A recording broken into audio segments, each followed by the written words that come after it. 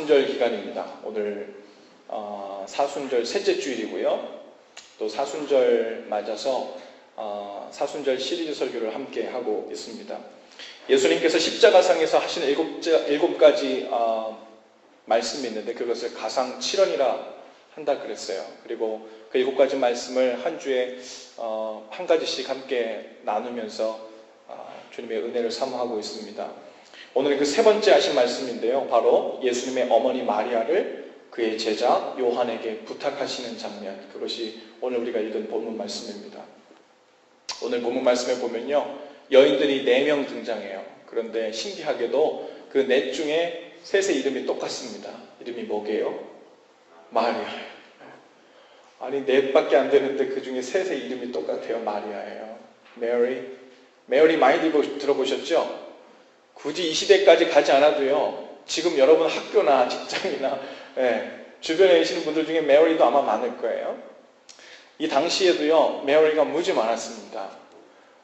예수님의 어머니의 이름 마리아는 당시에 우리나라 말로 치면 순이, 철이 뭐 이런 격이에요. 그래서 그 국어 교과서에 나올 정도로 대표적인 말로 아주 흔한 이름이었습니다.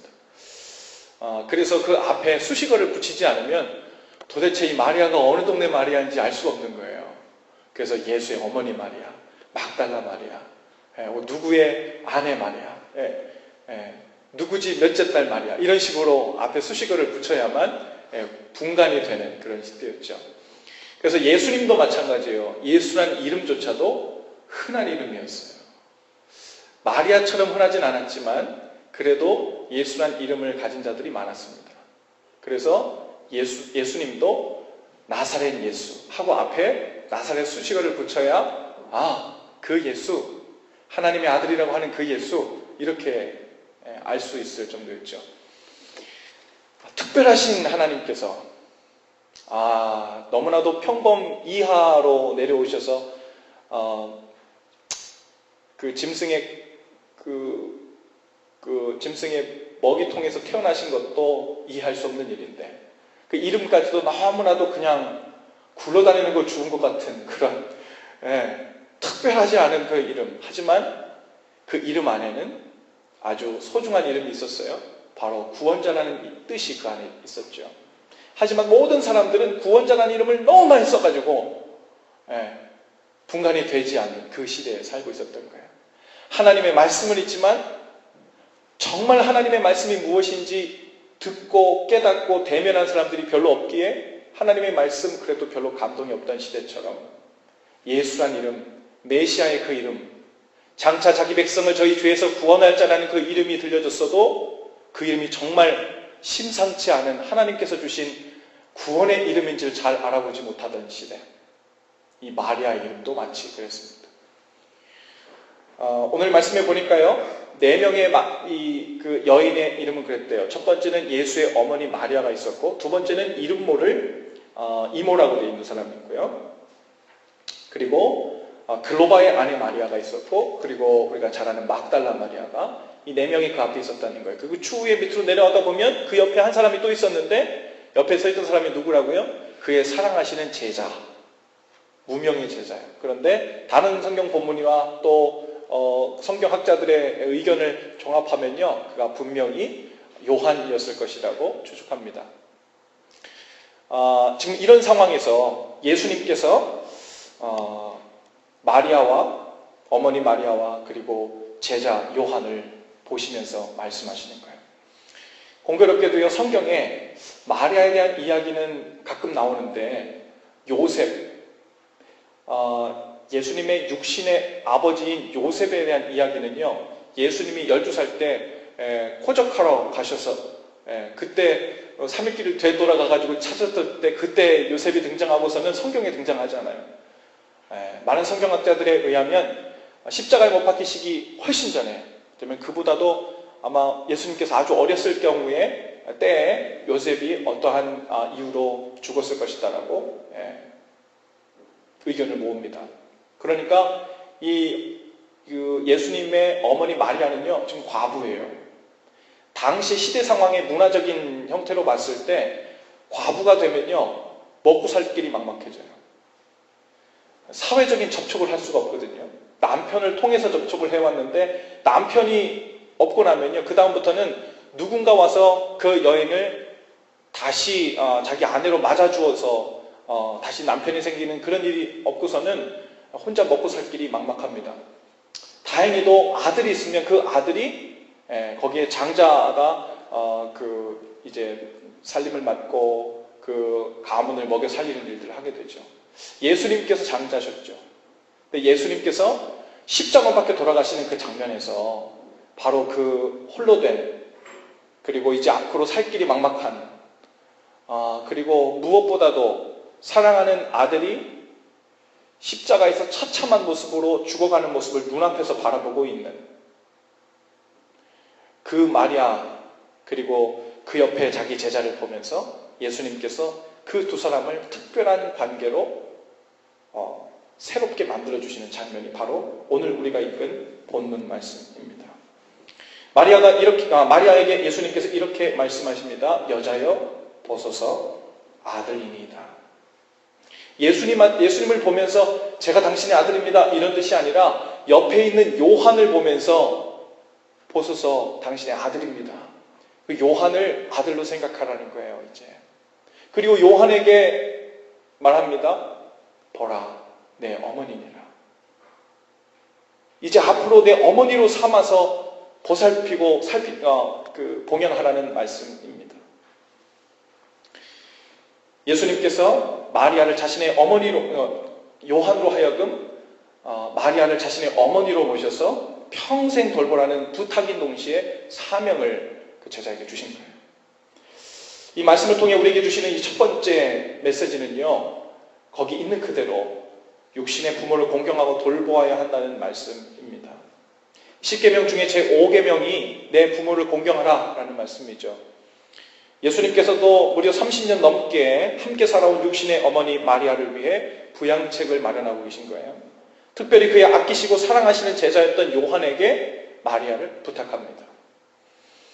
그런데 이 이야기에서 제자 요한이 맡은, 즉 이제 앞으로 살 길이 막막하고 연약한 여자였고 시대 상황을 봤을 때 도저히 혼자서 살아갈 수 없는, 소외되고 격리되고 혼자서 무엇도 할 수 없는 그 상황에 처했던 어머니 마리아, 그를 돌보고 그를 케어하라고 요한에게 주셨던 그 미션, 그것은 단순히 요한에게만 준 것이 아니라 그 미션이 바로 오늘 우리 교회들이 담당해야 될 미션인 줄로 믿습니다. 우리 교회들에게 주신 미션이에요. 이 마리아처럼 소외되고 이제 앞으로 살 길이 막막하고 가장 낮은 자이며 사람들 앞에 나서지 못했던 그러한 사람들을 교회에게 맡겼다는 말씀이에요. 바로 이 요한이 맡은 이 책임, 이 사명은 곧 이 당시에 우리 또 다른 요한들인 우리들이, 교회들이 맡은 사명인 줄로 믿습니다. 여러분, 돌봄이 필요한 수많은 사람들과 교회와의 관계를 주님께서 그렇게 엮어주시는 거예요. 요한을 교회라고 봤을 때 봐라 내 어머니다. 즉 마리아를 실제 자신의 어머니처럼 그렇게 삼아서 돌보고 도와주라는 말인데요. 예수님께서 이 땅에 소외되고 어렵고 가난하고 나중되고 잃어버리고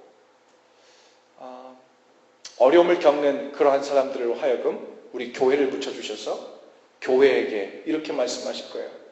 봐라 내 아버지다, 내 어머니다, 내 형제 자매다, 내 아들 딸이다. 그들을 실제 너의 형제로 가족으로 알고 그들을 봉양하고 그들을 돕고 또한 그들을 보살피라는 말씀입니다. 이것을 우리가 교회에게 주신 하나님의 음성으로 우리가 듣습니다. 사람들을 마치 이러한 마음으로 섬겼던 사람들, 돌봤던 사람들이 역사 속에 아주 많고요. 지금도 그렇게 섬기는 사람들이 보이지 않는 곳에 아주 많습니다. 그 중에서 제가 들은 한 이야기를 좀 소개하려고 합니다. 전라남도 고흥군 도양읍에 보면 소록도라는 곳이 있어요. 들어보셨죠? 이 소록도에는 누가 삽니까? 한센병 환자들이 살죠. 나병 환자라고도 하고 문둥병이라고도 하는데 그 한생병 환자들이 그곳에 모여서 살죠. 무려 43년 동안을 오스트리아의 수녀의 몸으로 이 소록도에 그렇게 낫고 그렇게 도움이 필요하고 케어가 필요한 사람들이 있다는 이야기를 듣고요. 20대 초반의 두 처녀가 그 수녀분 두 분이 이 소록도에 와서 이 한센병 환자들에게 그 환부의 맨손으로 약을 발라주면서 그들을 자녀처럼 내 아들, 딸처럼 나보다 나이가 많은 환자들은 어머니처럼 아버지처럼 그렇게 봉양하고 보살피며 43년 동안을 살고 이제 70이 거의 다 되어서요. 이제 더 이상 힘이 없어서 섬길 수 없는 나이가 되었을 때 이제 오히려 그들에게 짐이 되고 그들에게 부담이 될까 해서 어느 날 아무도 모르게 그 두 수녀님이 새벽에 편지 한 장만 남겨놓고 오스트리아 본국으로 나이 70이 돼서 돌아옵니다. 오늘 이 이야기가 기사화돼서 우리에게 보여지고 있어요. 여러분, 그 중에 한 분의 수녀 이름이 공교롭게도 이름이 마리아예요. 마리아. 1959년 그리고 또 한 사람의 수녀 이름은 마가레트라는 수녀님 이름이 1962년에 소록도에 첫 발을 디뎠다고 해요. 나중에 이러한 놀라운 선행을 알게 된 오스트리아 그리고 한국 정부가요, 이 두 수녀에게 국민훈장, 모란장이라는 것을 주려고 그렇게 쫓아다니는데도 기회를 잡지 못했대요. 계속해서 기도하러 가야 된다고, 할 일이 많아서 내가 거기에 시간을 내지 못한다고 그러면서 훈장 받는 일들도 아주 별일 아닌 것으로 쫓아다니면서 주려고 해도 주지 못했던 이러한 일들이 발생했다는 거죠. 그 두 수녀가 이른 새벽에 아무도 모르게 섬을 떠났습니다. 그리고 사랑하는 친구 은인들에게 라는 편지 한 장만 남겨놨대요. 그 내용을 보니까 이런 말씀이 적혀 있습니다. 이제 나이가 들어 제대로 일을 할 수 없고 우리들이 있는 곳에 부담을 주기 전에 떠나야 한다고 동료들에게 이야기해왔는데 그 말을 실천한 때라고 여겨집니다. 이 말 한마디만 남겨놓고 이제 그 수녀가 본국으로 돌아가겠다는 거예요. 더불어서 어떤 말을 또 남겼냐면 부족한 외국인으로서 큰 사랑과 존경을 받아 감사하고 저희들의 부족함으로 마음 아프게 해드렸던 일들이 있었음으로 인해서 또한 편지로 용서를 빈다고. 43년간 그들을 그렇게 케어하고 했음에도 불구하고 그들의 부족함과 더 섬기지 못했던 때론 불평불만이 그들 가운데 혹 있었던 모습을 보면서 용서를 빌면서 오히려 그 자리를 떠나게 됐던 두 수녀를 보게 됩니다. 이제 70세가 된 그 마리아 수녀가 이렇게 인터뷰에서 고백했다고 그래요. 처음 소록도에 갔을 때 환자가 6,000명이었습니다. 아이들도 200명쯤 되었습니다. 약도 없고 돌봐줄 사람도 없었습니다. 한 사람 한 사람 치료해 주려면 평생 이곳에서 살아야겠구나, 그런 생각을 하게 됐다는 거예요. 그래서 이 두 분이 팔을 걷어붙이고 환자들을 직접 치료하기 시작한 것이 40년이 됐다는 거예요. 43년이 되었다는 거죠. 할 일은 지천이고 돌봐야 할 곳은 끝이 없었다고 합니다. 이렇게 43년간의 봉사 끝에요, 이렇게 정성을 쏟은 이 소록도는 이제 많이 좋아져서요, 완치되어 나가는 사람들이 많았다고 그래요. 그래서 지금은 남은 환자들이 600명 정도밖에 남지 않았다고 합니다. 누군가에게 알려질까봐 그 요란한 송별식을 하지 않으려고 새벽에 편지 한 장 놓고 돌아간 예수님. 그들이 한 선행들이 사람들에게 알려져서 혹 하늘의 상급이 떨어질까, 혹 그런 생각을 했을까요? 여러분, 이 두 수녀님은 이 한센병 환자들을 마치 이 제자가 마리아를 나의 어머니로 모시듯이, 어쩌면 이 두 수녀에게 주님께서 그런 음성을 들려주셨는지도 모르지요. 보라, 저들은 너의 어머니다, 내 아버지다, 내 형제다, 자매다, 자녀들이다. 평생을 그들을 돌보는 일을 일평생을 그곳에서 보내게 됩니다. 오늘 예수님께서 우리에게 돌봄의 사명을 명하시면서 인연으로 묶어주신 사람들은 그럼 누구입니까?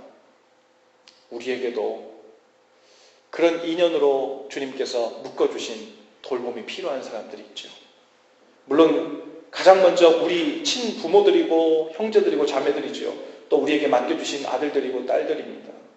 그들을 잘 돌보고 섬기는 일도 주님께서 맡기신 첫 번째 우리에게 주신 사명인 줄로 믿습니다. 할렐루야. 요한의 사명은 평생 예수님의 어머니 마리아를 돌보는 것이었어요. 예수님께서 맡기시고 부탁하신 마리아를 집으로 모셔서 아침 저녁으로 봉양하면서 평생을 돌보는 일이었습니다. 제자 요한도, 우리가 분명히 알아야 될 것은 제자 요한도 사도들 중에 한 사람이었다는 거예요. 우리가 아는 사도들은 다 대단한 혁혁한 공을 세웠죠. 그죠? 복음을 전하고요, 고난을 당하고요, 많은 사람들을 주께 돌아오게 하고요, 세례를 주고요, 구원받는 숫자가 점점 더해졌어요. 베드로 같은 사도는 그 놀라운 권능과 하나님께서 쓰시는 모습이 너무너무 놀라웠어요. 마치 사람들이 신을 대하듯 했어요. 바울 같은 사도들도요, 옷자락 하나만 만지면 자기가 병이 나을까? 놀라운 하나님께 쓰임받던 사도들이었습니다. 이름도 많이 알려졌죠. 이름이 알려진 것이 문제가 아니라 나도 예수님과 함께 3년을 지낸 사도인데, 제자 중 하나인데 내가 여기 그냥 이러고 있어도 되나? 어쩌면 요한 사도도 그런 생각을 했을지도 몰라요. 나도 나가서 복음도 전하고 귀신도 쫓아내고 병든 자도 고치고 많은 사람들 죽게 돌아오게 하고 다른 사도들처럼 순교하면서 그 순교의 피로 더 많은 사람들이 죽게로 돌아오는 길을 열 수 있다고, 그렇게 크게 쓰임받을 수 있기를 아마 소망하고 기도했을지도 모릅니다. 그런데 요한의 평생 주어진 과업은 무엇이었냐면 어머니 마리아를 봉양하고 모시고 아침 저녁으로 돌보는 일이었어요. 그래서 먼 곳을 아마 여행을 못했을 것입니다. 또한 마리아를 먹여 살려야 됐기 때문에 직업도 갖고 일도 했을, 돈도 벌어야 됐을 거예요. 그런 상황에서 나는 정말 주님께서 택하신 사람이 맞나? 나는 크게 쓰임받을 제목이 아니었나? 그런데 우리가 주목할 것은 무엇이냐면 마리아 어머니를 맡겼던 그 제자가 그냥 제자가 아니라 성경에 뭐라고 기록되어 있어요? 예수님의 사랑하시는 제자라고 그랬어요. 여러분, 성경에서 제자들을 명할 때요, 사랑하시는 제자라고 앞에 호칭이 붙은, 사랑하는 이라는 명칭이 붙은 제자들 중에, 사도들 중에는요, 이 요한밖에 없어요. 다른 누구에게도 사랑하는 제자라고 불러보신 적이 없어요. 그런데 성경의 기록에 하면 유일하게 이 요한 사도에게는 사랑하는 제자라고 부르셨어요. 예수님께서 십자가로 밖에 돌아가실 때 혹여라도 그들과 한패거리라고 잡혀서 혹 잘못할까봐 다 도망갔지만 그 여인들과 함께 옆에 서 있었던 그 제자 한 사람, 그 사람이 바로 요한이었어요. 주님께서 특별하게 생각했던 그 제자에게 무엇을 맡기셨냐면 바로 마리아를, 내가 다 돌보지 못하고 다 케어하지 못하고 끝까지 섬기지 못하고 끝까지 책임지지 못한 어머니 마리아를 아침 저녁으로 평생 봉양하라는 일이에요. 여러분, 어쩌면 요한 사도가 누구나 할 수 있는 별로 대단해 보이지 않은 일에 내가 평생을 묶여 있다고 그런 생각을 한 적이 없을까요? 다른 사도들처럼 선교 사명을 위해 넓은 지역을 돌아다니면서 크게 쓰임받지 못한다고 혹 속상해한 적은 없을까요? 그런데 예수님께로부터 요한이 받은 그 돌봄의 사역은 아주 소중하고 귀한 사역이었다는 거예요. 예수님께서 친히 맡기시고 부탁하신 사명이었다는 거죠. 요한 사도가 그 일이 지겨워서 혹은 대수롭지 않게 보여서 중간에 도망갔다는 이야기가 없죠. 끝까지 충성되게 성실히 그 일을 감당하게 됩니다. 어쩌면 우리들 중에도 요한과 같이 가족들을 돌보고 부양하느라 정작 주님께서 명하신 전도, 선교, 사명, 때로는 해외 선교 같은 대단해 보이는 사명을 감당하지 못해 주님께 죄송하고 송구한 마음을 갖고 있는 분들도 있을 수 있습니다. 어쩌면 다른 사람들은 저렇게 외부적으로 혹은 대외적으로 이름도 날리면서 크게 쓰임을 받는 것 같은데 나는 매일 가족들을 돌보고 먹여 살리느라 사명 감당을 못하는구나, 봉사도 못하는구나, 열심히 신앙생활이라는 걸 제대로 해보지 못하는구나, 혹 이런 마음, 그런 생각 갖고 계신 분들이 혹 있을지도 모르겠어요. 그런데 그렇지 않다는 거예요. 돌봄이 필요한 사람들을 곁에서 평생을 걸쳐 섬기는 사역 또한 주님께서 친히 사랑하시는 제자에게 맡기신 사명이었다는 거예요. 우리들에게 맡기신 첫 번째 사명, 그것은 바로 우리에게 맡겨주신 가족들을 돌보는 사명.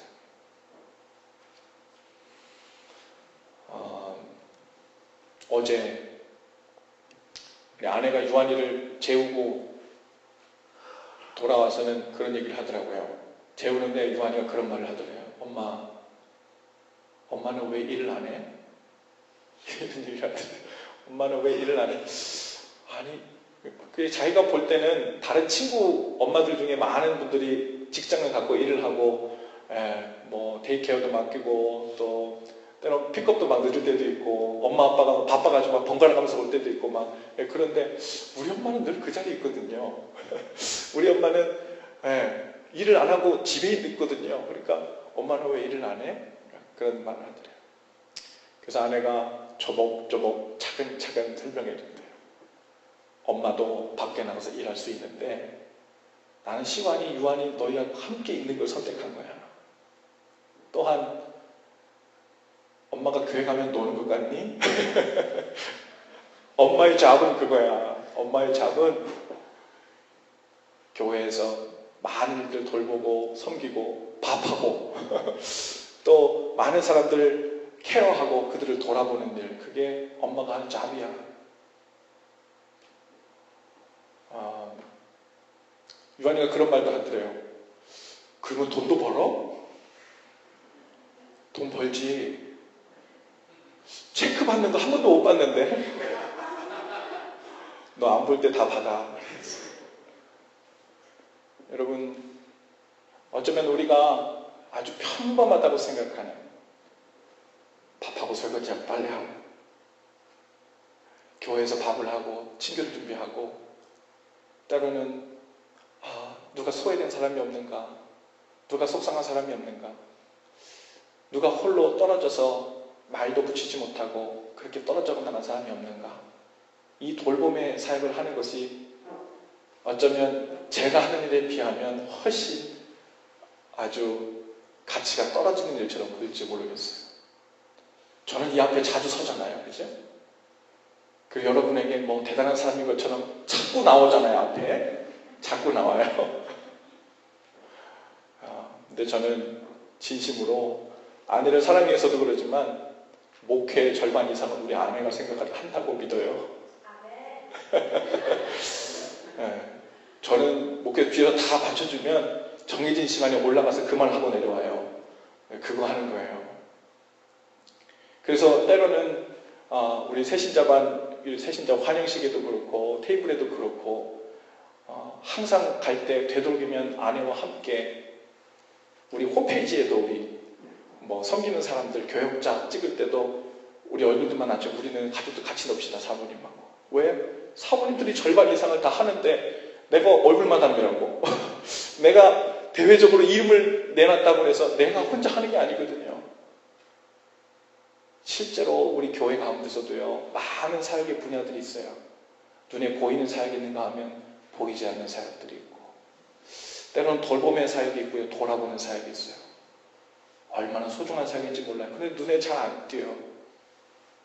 여러분, 혹 여러분들이 그 자리 어디엔가, 가정에서든 직장에서든 교회에서든 그 자리에 있다면 여러분, 예수님께서 특별히 사랑하시는 제자라서 믿고 맡길 수 있는 사람이라서 이름을 드러내지 않아도 그 속상함이나 기분 나빠가지고 안 할 거야 이렇게 말하지 않는 사람이라서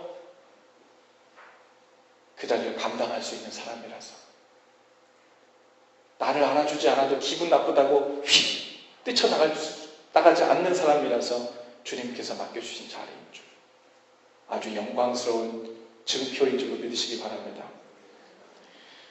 두 두 번째로 예수님께서 우리로 하여금 새로운 가족의 인연을 맺게 하신 사람들이 또 있죠. 그 사람들은 바로 우리 교회 가족들이에요.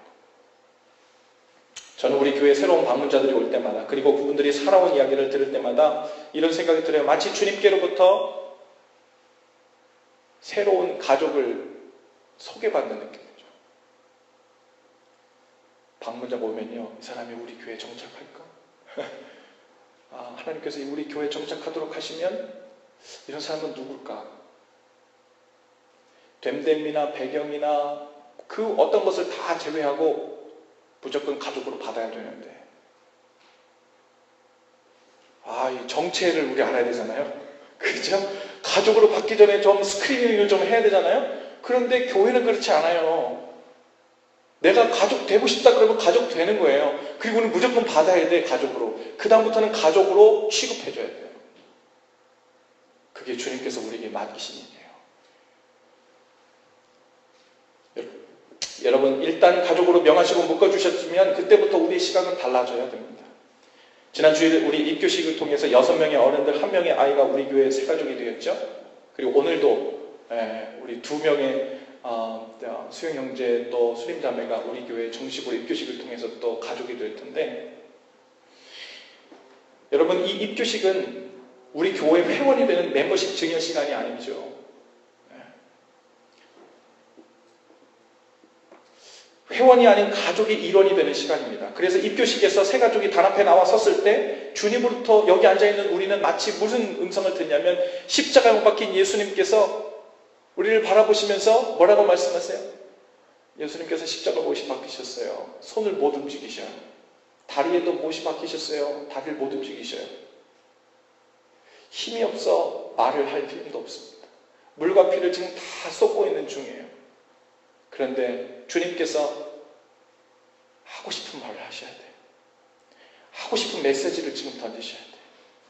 성경에 나와 있지 않지만 여기 있는 마리아와 그 옆에 있는 요한 제자 둘을 보면서 주님께서 그 메시지를 던지기 위해서 어떻게 표시를 하셨을까요? 제 생각엔 힘겹게 고개를 들고 이렇게 표시하셨을 것 같아요.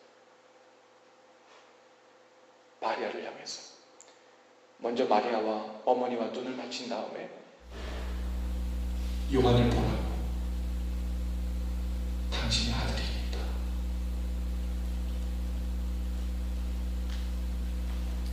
그 다음에 요한과 눈을 맞추시고 마리아를 보라고, 내 어머니입니다.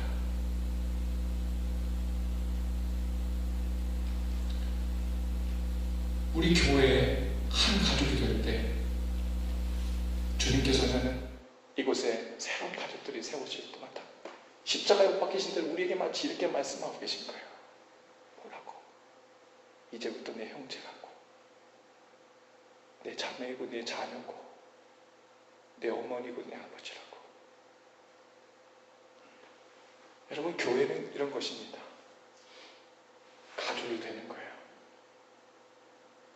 근데 그 교회가 그런 가족의 역할을 하지 못하고 그저 멤버십 회원증을 짓는 그런 단체로가 돼 있다면 그것이 2,000명이든 2만 명이 됐든 20만 명이 되었든 힘이 없는 거죠.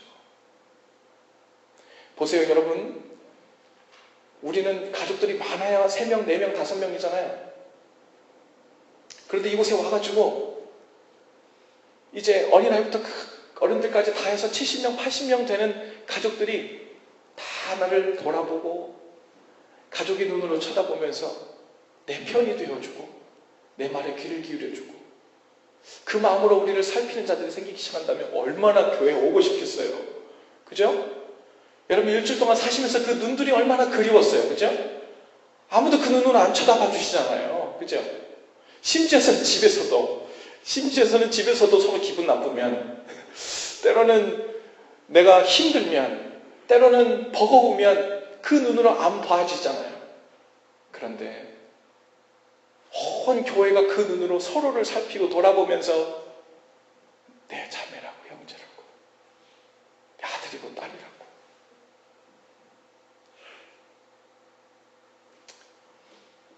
여러분, 이런 교회가, 우리 교회가 이렇게 됐으면 좋겠어요. 주님께서 바라시는 그리스도의 몸을 이룬다는 거, 한 가족을 이룬다는 거, 한 지체를 이룬다는 거, 이 교회의 생명이 얼마나 소중하고, 이 교회가 하나님께서 이 세상의 마지막 소망으로 두고 있는 생명 공동체라는, 그것이 시퍼렇게 살아있어서 경험되는, 여러분, 그런 교회가 되기를 소원합니다.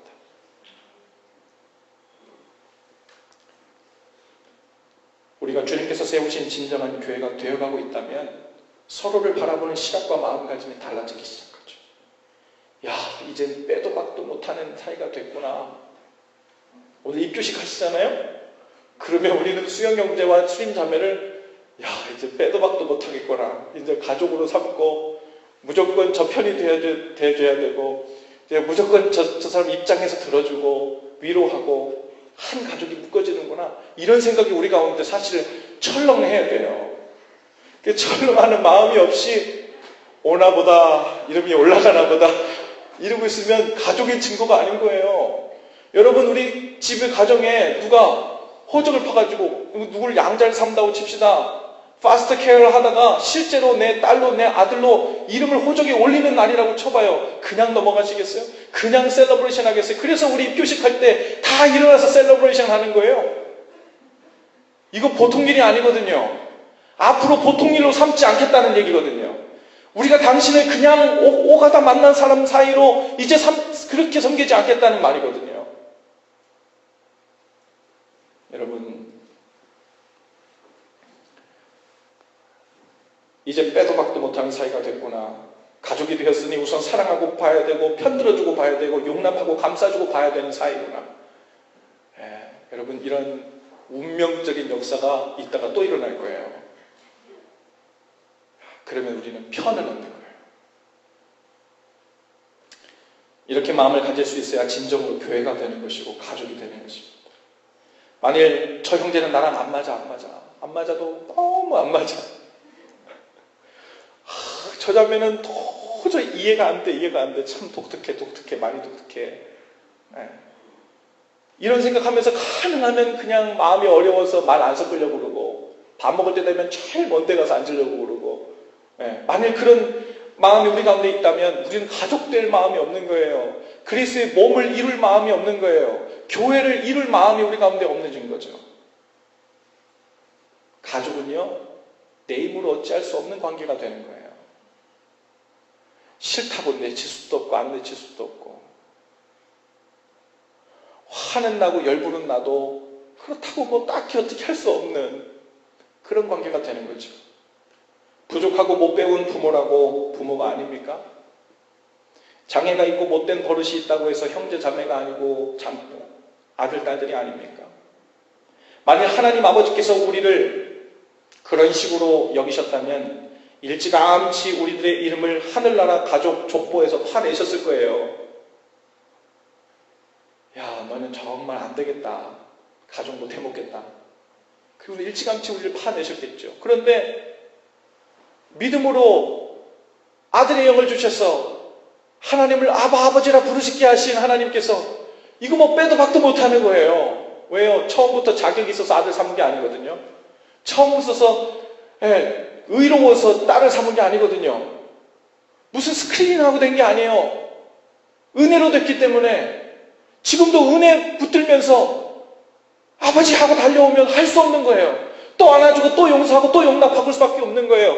하나님께서 우리를 그렇게 용납해 주셨고 지금도 우리를 그렇게 받아주고 계시고 앞으로도 그렇게 받아주실 거예요. 내가 그랬기 때문에 너희도 가족으로 묶어준 이 교회 안에서, 가족으로 묶어준 형제 자매 가운데서, 아내 남편 가운데서 그 일을 해야 된다는 거예요. 내가 너희를 사랑한 것처럼 너희도 그렇게 사랑해야 된다는 거예요. 그래야 역사가 일어나고 그래야 변한다는 거예요.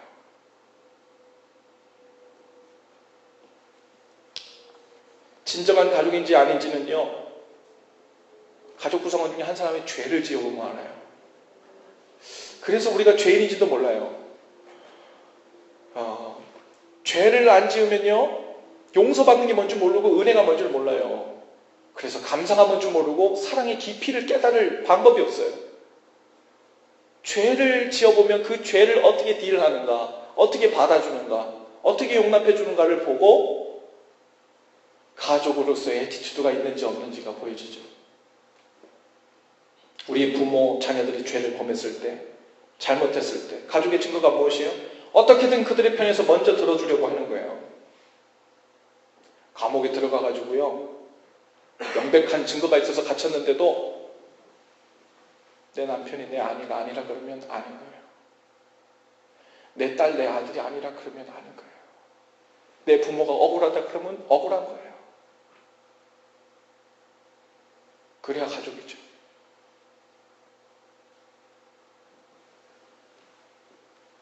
비판하고 정죄하고 꾸짖기 전에 어떻게 죄에 빠진 부모를 살려낼까? 어떻게 죄에 빠진 자녀를 건져낼까? 이거 먼저 고민하는 것이 가족의 당연한 반응이죠.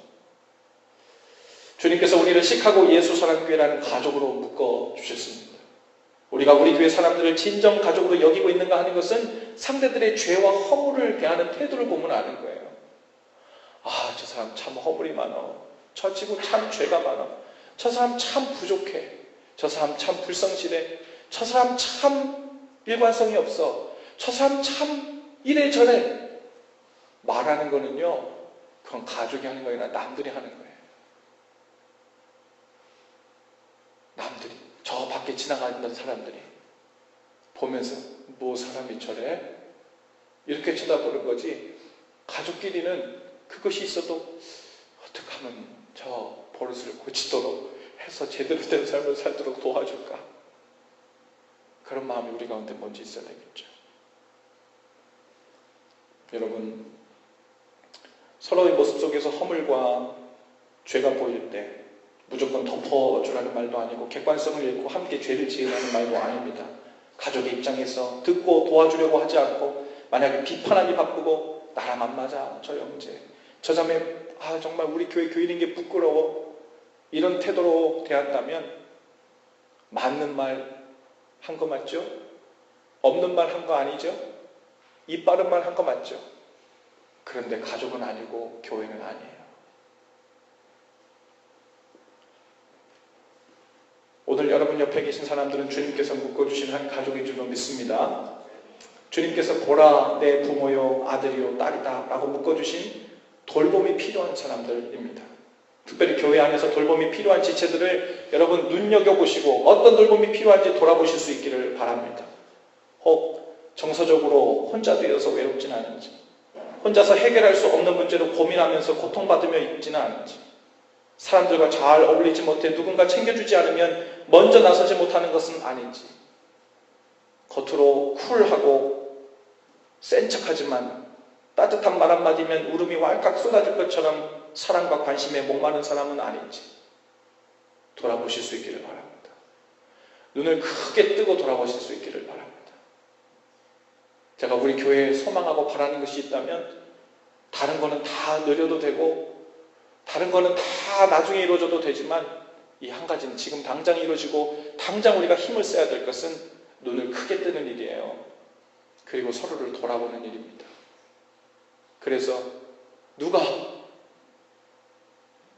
혼자 있는지, 누가 말 못하고 안절부절하고 있는지, 누가 어색해하면서 누구에게 말을 건네지 못하고 그러고 있는지,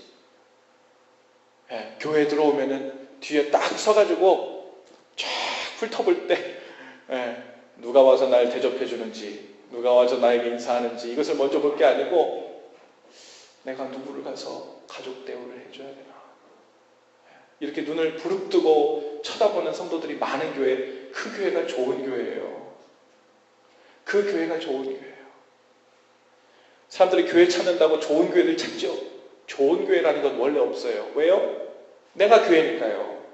내가 그 교회에 들어가서 그 교회의 질이 결정되는 거예요. 그러니까 좋은 교회라는 건 없어요. 내가 교회다운 면모를 갖추고 그 합세를 하면 그 교회가 점점 좋은 교회가 되어져 가는 거예요. 여러분, 특별히 과도하게 쿨한 척, 별로 관심 없는 척 하면서 사는 사람들 있죠. 그런 사람들은 더더욱 관심과 돌봄이 필요한 가능성이 큰 사람들이에요. 그런 사람들은요, 괜히 센 척 하거든요. 별로 관심 없는 척 해요. 나 그냥 내 비즈니스 바빠가지고 난 지금 여기 좀 빨리 하고 지나가야 되는, 그러면서 인간관계를 하면서 하루 스케줄이 너무 바빠가지고 그거 소화해내기도 바빠가지고 막 사는 사람들. 사실 어쩌면 감추고 싶은 게 있어서, 가만히 앉아서 묵상하고 생각하고 싶지 않은 게 있어서, 그런 식으로 정신 놓고 살지 않으면 자꾸 떠올라서 그 괴로움에 견딜 수가 없어서 쿨한 척, 센 척, 정신없는 척, 바쁜 척하고 사는 사람들이 세고 셌습니다. 혹 여러분들 중에 그런 사람들이 혹 머리에 떠오르시는 분 있습니까? 혹 마음에 생각나는 사람이 있어요? 돌봄이 필요할 가능성이 높습니다. 어쩌면 성령님께서 지금 고갯짓을 하시면서 네 형제야, 너 자매야, 네 어머니고 네 아들이고 네 딸 삼아야 돼. 이렇게 우리에게 메시지를 주고 계신지 몰라요. 우리 옆에 있는 분들을 보면서 이렇게 한번 말해줍시다. 우리는 가족입니다. 저는 언제나 당신 편입니다. 제가 당신을 돌볼 것입니다. 아무 걱정하지 마세요. 네. 이제 여러분 든든한 천군만마를 얻었어야 돼요. 그렇죠? 네, 천군만마를 얻는 거예요. 여러분 2만 명이 넘는 군중 속에 내가 들어가 있어도 나를 가족의 눈으로 한 사람도 쳐다봐 주지 않으면 그 무슨 소용이에요? 여기에 우리가 40-50명이 모여서 서로의 얼굴을 보면서 가족의 눈으로 바라보고 어떻게 도와줄까? 어떻게 기도해줄까? 어떻게 살펴줄까? 어떻게 배려해줄까? 어떻게 그 마음을 알아줄까? 어떻게 위로해줄까? 그 마음을 그 눈빛으로, 그 띄어진 눈으로 우리를 쳐다보는 사람들을 우리가 10명만 얻을 수 있다면 우리의 삶은요, 행복에 겨울 것입니다. 교회 오고 싶어가지고요, 나 비즈니스에 바쁘고 돈 벌고 싶고, 너 회사 가고 싶지가 않은 거예요. 맨날 교회 오고 싶은 거죠. 교회가 뭐예요? 그런 사람들과 함께 있고 싶은 거예요. 날 그렇게 봐주는 무리 속에 있고 싶은 거예요. 마지막으로 예수님은 우리의 가까운 이웃 혹은 먼 곳에 있는 이웃들 또한 돌보라고 우리를 가족으로 묶어주셨어요. 사명을 주셨습니다. 우리 교회 식구는 아니더라도 여러분의 친구들 중에, 직장 동료들 중에, 혹은 여러분 가게의 손님 중에 돌봄이 필요한 사람이라고 마음을 주시는 사람들이 있을 것입니다. 거기에서 또한 주님의 음성을 들을 수 있어야 합니다. 보라 내 어머니라, 보라 내 아버지라, 보라 내 아들이고 내 딸이다. 여러분, 우리 옆에 있는 노숙자들을 향해서 십자가에 달린 예수님께서 우리 교회들에게 이렇게 말씀하신 거예요. 고갯짓을 하시면서 보라 나의 형제들이고 자매들이다. 고아들과 감옥에 갇힌 자들을 향해서 눈뜨고 봐라, 네 어머니고 내 아버지다. 북한에 있는 굶고 있는 청소년들과 아이들을 보시면서 보라 내 아들이고 내 딸이다. 재난으로 인해서 고통당하는 자들을 가르치시면서 우리가 돌봐야 될 사람이라고 명하시는 거예요. 여러분, 우리 교회가 주님께서 돌보라고 부탁하신 이 말씀을 듣고 외면하는 교회가 되지 않기를 바랍니다. 요한이 예수님의 말씀을 듣고 어떻게 반응했어요? 그때부터 자기 집에 모시니라 그랬어요. 노숙자들, 감옥에 있는 자들, 과부들, 고아들 우리가 다 데려다가 우리 집에 살 수는 없다 하더라도 힘껏 그들을 돌보는 사역을 시작하실 수 있기를 바랍니다. 그것이 우리 교회 이웃사랑 사역을 통해서 이루어지고 있는 일이에요. 물론 시작에 불구하고 많은 일들을 우리가 하고 있지 못하지만 점점 더 이 일이 디스커션이 되고, 이것은 이웃사랑 직위 혹은 몇몇 관심 있는 사람 일이 아니라 교회 전체가 마땅히 감당하고 모든 사람에게 사명으로 주신 돌봄의 사역임을 우리가 다 알고 전심으로 뛰어들 수 있기를 바랍니다. 북한에 있는 아이들을 돕는 오병이어 사역 우리가 하고 있어요. 그리고 스스로 살아갈 수 없는 공경에 빠진 여인들을 위해 돕는 샘물의 집 사역을 우리가 재정적으로 보조하고 있습니다. 이매진 노 말라리아라는 사역을 통해서 말라리아 때문에 죽어가는 아프리카 아이들을 보호하고 또한 돕고 있습니다. 작은 정성이라도 주님께서 부탁하신 사람들을 돌보고 돌아보는 일에 마음을 정하여 동참하실 수 있기를 바랍니다. 또한 우리 손으로 직접, 우리 발로 직접 뛸 수 있는 일들을 플랜 중에 있는데 우리 교회에서도 우리 교회가 따로 시간을 내서 함께 봉사하고 함께 섬기는 일들을 시작할 수 있기를 바랍니다. 여러분들은 다른 사람 누군가를 돌보기 위해서 넉넉하십니까? 돌볼 수 있는 상황이 있습니까? 만일 오늘 예배를 끝나고 오늘 밑에 밥을 주려고 그랬는데 오늘 온유센터에서 준비하죠? 밥이 다 타가지고 오늘 처음 해봐가지고 밥이 다 타가지고 도저히 먹을 수가 없어요. 이런 일이 발생했다고 칩시다. 그래서 오늘은 할 수 없이 돌아가셔서 각자 사 드시기 바랍니다 했는데 It's okay.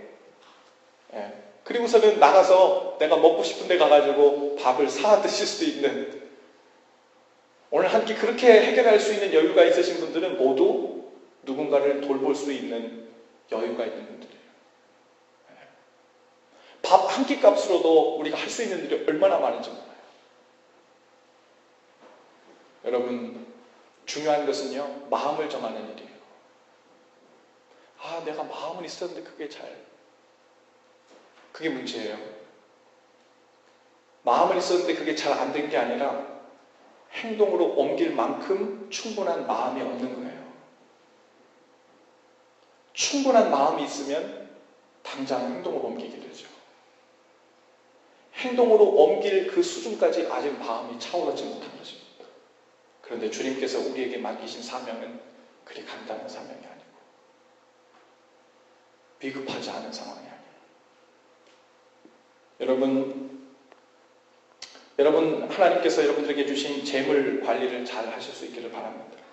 그냥 필요한 것이 생기면 사용하고 먹고 싶은 것 있으면 먹고 물론 그것도 우리가 누려야 될 일들 중에 하나지만 그저 규모 없이 그냥 그렇게 사용하는 식은 주님께서 청지기라고 선한 청지기에 맡기신 그런 일이 아니죠. 우리는 청지기라는 거 잘 알잖아요.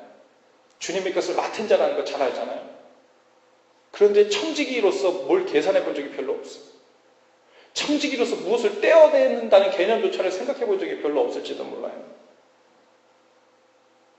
하나님께서 얼마만큼의 재물을 주셨든 상관없이 하나님 목과 그리고 우리가 돌봐야 될 사람들, 그 이웃을 위한 몫을 따로 떼어놓고 사는 여러분, 이 삶이 우리 삶 가운데 시작될 수 있기를 바랍니다. 이것은 라이프 스타일이 아니라 하나님께서 우리에게 주신 미션이고 사명이에요. 평생 감당해야 될 일입니다. 금액이 얼마가 되었든 상관없이 여러분의 재정을 하나님 목과 더불어 이웃을 위한 몫을 떼어드는 일부터 시작할 때 하나님이 우리를 위해 살아주시고 공급해주는 일이 또한 동시에 시작되는 줄로 믿습니다. 마태복음 6장 33절에 아주 유명한 말씀을 우리에게 주시죠. 너희는 먼저 그의 나라와 그의 의를 구하라. 그리하면 이 모든 것을 너에게 더하시리라. 여러분, 이 말씀의 뜻이 무엇인 줄 아세요? 누구에게든 하나님께서는 많은 사람들을 돌보고 케어하고 도울 수 있는 큰 포션을 주시지 않아요. 물론 태어나면서부터 부자가 되는 갑으로 태어난 사람들이 간혹 있죠. 하지만 대부분의 사람들은요, 특별한 이유가 없이는 하나님께서 아주 조그만, 아주 작은 포션만 주세요. 아주 조금만 간당간당하게, 정말 살기 힘들게, 때로는 이거 11조 내면 못 살아. 11조 내면 안 내면 간신히 살아. 이상해요. 참 신기합니다. 하나님께서는 우리의 재정 상태를 이론까지 잘 알고 계신 게 분명해요. 어떻게 이거 내면 못 살고 이거 안 내면 살 수 있을 것 같은 그 정확한 포션을 어떻게 우리 삶 가운데 매번 그렇게 허락하시는지 몰라요. 왜 그렇게 허락하실까요?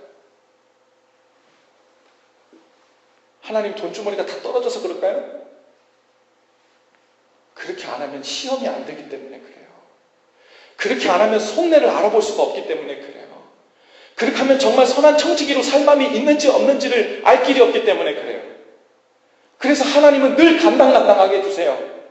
그리고 그 순간에서 하나님 뜻을 따라 이 삶 전체를 주님 앞에 맡기고 하나님 목과 내가 감당해야 될 사람들 몫을 떼어놓고 사는 일을 해보려고 하는지, 맡겨보려고 하는지, 주님을 의지해보려고 하는지, 주님 명하신 대로 믿고 따르려는 마음이 있는지 그걸 보시는 거예요. 그걸 보시고 Let's think about the next step. 그거 생각해보고 그 다음 단계를 더 많은 것을 맡기실지 말지를 경험해 봅시다. 여러분, 우리가 하나님 제 상황 아시죠? 지금은 제가 좀 그래요. 좀 그래요. 주님께서 한 요 정도 엑스트라 요 정도 주면 그때부터 제가 뭔가 좀 시작해 볼게요. 이 정도 주면 그다음부터는 제가 좀 누굴 좀 돌보고 돕고 하는 일도 시작해 볼게요. 참 하나님하고 마음이 안 맞아. 안 맞아, 나 안 맞아, 너무 안 맞아. 하나님께서는 야, 내가 그 조금을 너한테 안 주고 싶어서 못 줘서 그러고 있는 줄 알겠니? 네가 먼저 움직이기를, 믿음으로 나를 신뢰하는 그 눈빛을, 선한 청지기가 되어서 어떤 상황에 든지 내가 주님을 따라 살기로 결단하는 그것을 보고 싶은 거야. 주님께서 얼마나 답답하시면 자기를 좀 시험해보라잖아요. 나 좀 시험해봐. 주는지 안 주는지, 그 플러스 마이너스 계산이 되는지 안 되는지 시험해봐 그러잖아요. 여러분, 십자가에 달리신 예수님은 오늘도 우리를 바라보시며 고개로 사인을 주세요. 가정에서 답답한 일을 만났습니까? 사인을 주세요. 내 형제입니다. 내가 돕아야 될 사람입니다. 내가 케어해야 될 사람입니다. 내 가족입니다. 교회에서 속이 터질 것 같은 사람을 형제를 만났습니다. 네 형제야. 네 가족이야. 학교와 일터에서, 그리고 그로서리에서, 길거리에서, 그리고 북한 땅과 열방에 있는 돌봄이 필요한 사람들을 가르치시면서 고갯짓을 지금도 날마다 우리에게 하고 계신 거예요. 보라, 내 부모다. 보라, 내 아들, 딸들이다. 그들을 내 아들로, 내 딸로, 내 부모로 삼고 네가 돌봐야 될 사람.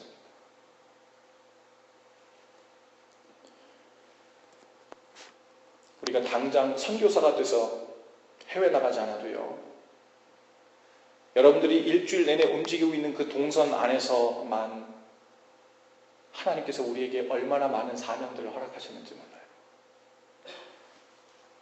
심지어 제가 매일 다니는 맥도날드에서 드라이브 스루를 하는데 그 같은 시간대에 계속 보이는 사람이 있어요.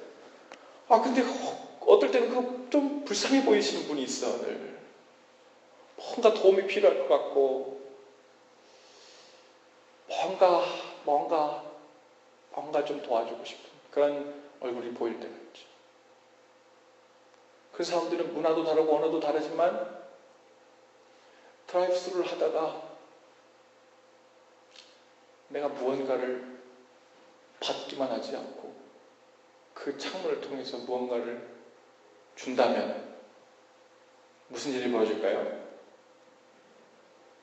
그분은 하루 종일 그게 간증거리가 될 거예요. 말도 안 되는 일이 벌어지고 돈 내고 주는 데가 그 창문인데 그 윈도우에서 자꾸 뭐가 들어와요.